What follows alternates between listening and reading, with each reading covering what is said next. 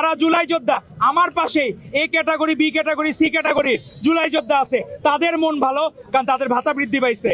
আজকে প্রত্যেকটা জায়গায় তাদের মন ভালো। আর কাদের মন খারাপ? যারা স্বাধীনতা বিরোধী এবং মাদক প্রেমী, তাদের মন খারাপ।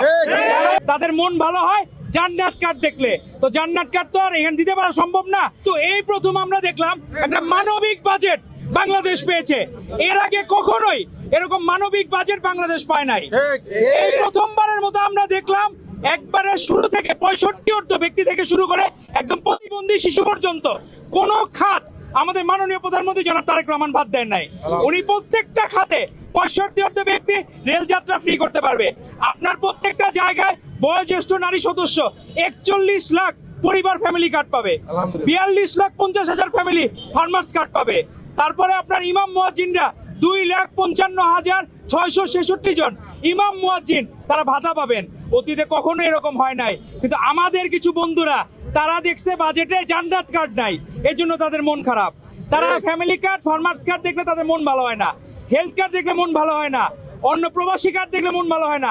তাদের মন ভালো হয় জান্নাত কার্ড দেখলে। তো জান্নাত কার্ড তো আর এখানে দিতে পারা সম্ভব না। আর কেউ কোনো মুসলিমকে বলতে পারবে না কনফার্ম কেউ জান্নাতি হবে, এটা কোনোদিন সম্ভব না। তো আপনারা সেই জায়গায় অনেকের মন ভালো। আজকে বাংলাদেশের বিধবা নারী যারা, তাদের ভাতা বৃদ্ধি পাইছে, তাদের মন ভালো। মুক্তিযুদ্ধে যারা বীর মুক্তিযোদ্ধা ছিলেন, বীর প্রতীক ছিলেন, বীর উত্তম ছিলেন, তাদের মন ভালো। যারা জুলাই যোদ্ধা আমার পাশেই A category, B category, C category July যোদ্ধা আছে, তাদের মন ভালো, কারণ তাদের ভাতা বৃদ্ধি পাইছে। আজকে প্রত্যেকটা জায়গায় তাদের মন ভালো। আর কাদের মন খারাপ? যারা স্বাধীনতা বিরোধী এবং মাদক প্রেমী, তাদের মন খারাপ। আপনার মাদক নেশাগ্রস্ত যারা, মাদকের দাম বৃদ্ধি পাইছে, মদের দাম বৃদ্ধি পাইছে। আপনি বাংলাদেশের মোটামুটি যারা বুদ্ধিমান বা যারা বিবেক বুদ্ধি রাখে, তারা জানে মাদক মুক্ত সমাজ গড়ার জন্য মাদকের মূল্য অবশ্যই বৃদ্ধি করা প্রয়োজন। এবং মাদকের মূল্য বৃদ্ধির কারণে আমাদের অনেক বন্ধুদের মন খারাপ, কারণ মনে হচ্ছে তারা ঠাকুর ঘরে কেড়ে আমি কলা খাই না, ওই দশা হয়ে গেছে তাদের।